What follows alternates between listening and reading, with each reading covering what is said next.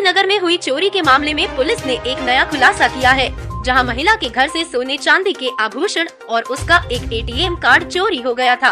चोरी के बाद एटीएम कार्ड से अलग अलग दुकानों से कई शॉपिंग की गई थी। जब पुलिस ने इस मामले में बैंक डिटेल और सीसीटीवी फुटेज खंगाली तो चौंकाने वाली जानकारी सामने आई थी, जहां एक डॉक्टर और उसके एक अन्य साथी को एक एटीएम कार्ड रास्ते पर पड़ा हुआ मिला था, जिसमें पीछे पासवर्ड भी लिखा हुआ था, जिससे दोनों ने 1,16,000 रुपए की शॉपिंग की थी। फिलहाल चोरी की घटना के मुख्य आरोपी अभी भी पुलिस की गिरफ्त से दूर है।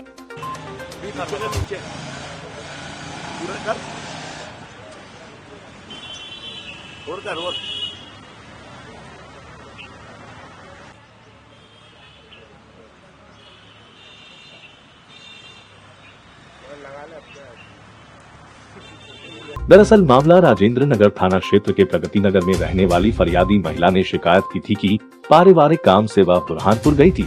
जब घर आकर देखा तो घर के ताले टूटे हुए थे और घर में रखे सोने चांदी के आभूषण, एटीएम कार्ड और कुछ नकदी रुपए अज्ञात चोरों द्वारा चोरी कर घटना को अंजाम दिया गया था।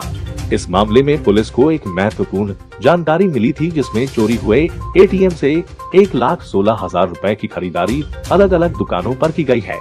सीसीटीवी फुटेज और बैंक डिटेल के आधार पर पुलिस ने चोरल के पास से 2 आरोपी डॉक्टर देव और ड्राइवर संजय को अपनी हिरासत में लिया। पूछताछ में सामने आया कि संजय को ये कार्ड सिरपुर तालाब के पास पड़ा हुआ मिला था। कार्ड पर पासवर्ड भी लिखा था, जिससे अलग अलग दुकानों पर जाकर महंगे कपड़े, जूते, एलसीडी और अन्य सामानों की खरीदारी की गई थी। हालांकि चोरी की घटना में इन दोनों का हाथ नहीं था, लेकिन पुलिस इस मामले में पड़ताल कर रही है। सोने चांदी के आभूषण और अन्य सामान अभी भी नहीं मिल पाया है। फिलहाल पुलिस घटना को अंजाम देने वाले चोरों की भी तलाश में जुटी है। वहीं पुलिस गिरफ्त में आया डॉक्टर देव और उसके अन्य साथी संजय से भी पूछताछ की जा रही है।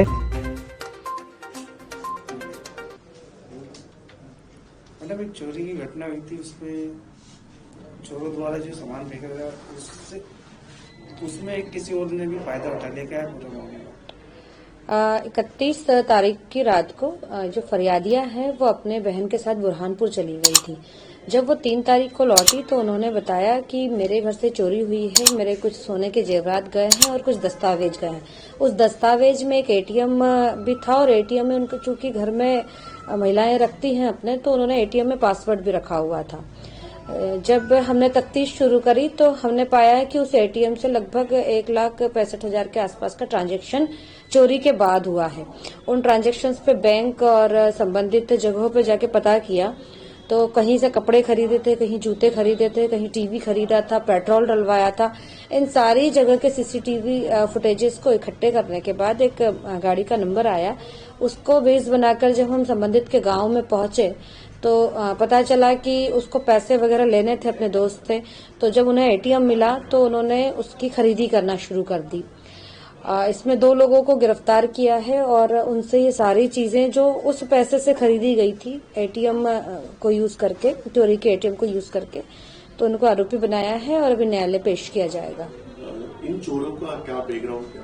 इनमें से एक BEMS डॉक्टर है और अपने गांव में उनका कहना है कि मैं BEMS का पढ़ाई कर रहा हूं और ये सब कर रहा हूं और लैब टेक्नीशियन का कोर्स भी कर रहा हूं। दूसरा इसमें ड्राइवर है और वो ड्राइवर का कहना था कि जहां मैं गाड़ी खड़ी करता हूं वहां मुझे एटीएम पड़ा मिला।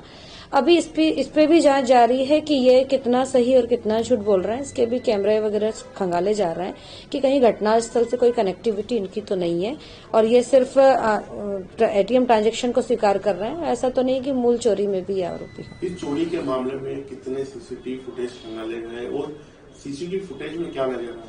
हम लोगों ने जो घटनास्थल से लेकर जो फुटेज तलाशे थे तब एक लीड नहीं थी कि कहाँ आसपास है, तो आसपास के बहुत सारे फुटेजेस देखे। लेकिन जैसे ही बैंक से ये जानकारी मिली तो हम लोगों ने 25 कैमरे तो वो वाले देखे जिसमें इन लोगों ने जहां जहां पहुंचे हैं उसमें भी टाइमिंग बहुत डिफरेंस था कि बैंक की ट्रांजैक्शन का टाइमिंग और कई बार जो सेटलमेंट का टाइमिंग होता है तो वो टाइमिंग को मैच करके लगभग 30 से 40 कैमरे देखने के बाद ये दोनों हाथ में आए हैं।